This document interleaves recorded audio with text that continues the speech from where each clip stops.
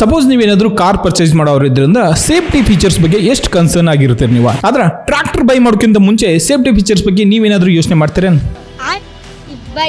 Tractor by ಮಾಡೋರ mind side ಅಲ್ಲಿ ಒಂದೇ ಇರ್ತೈತಿ, ಪವರ್ ಎಷ್ಟು ಐತಿ, ಮೈಲೇಜ್ ಎಷ್ಟು ಕೊಡ್ತೈತಿ, ಹಾಳು ಮುಳು ಇದ್ರ ಬಗ್ಗೆ ನಾವು ಡಿಸ್ಕಷನ್ ಮಾಡ್ತೇವೆ. ಬಟ್ ಸೇಫ್ಟಿ ಫೀಚರ್ ಬಗ್ಗೆ ನೀವು ಕೇಳಂಗಿಲ್ಲ, ಅವ್ರು ಕೊಡಂಗಿಲ್ಲ.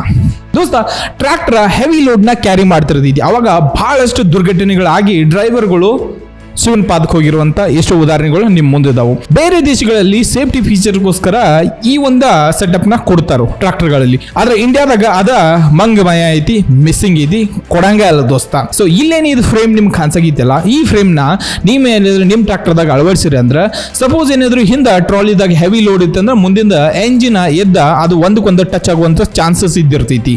ಸೊ ಆವಾಗ ಈ ಏನ್ ಫ್ರೇಮ್ ಐತಲ್ಲ, ಫ್ರೇಮ್ ಅದು ಟಚ್ ಆಗದೆ ಇರೋದಂತ ನೋಡ್ಕೊಳ್ತೈತಿ ಮತ್ತು ಡ್ರೈವರ್ನ ಸೇಫ್ ಆಗಿಡಕ ಪ್ರಯತ್ನ ಮಾಡ್ತೈತಿ.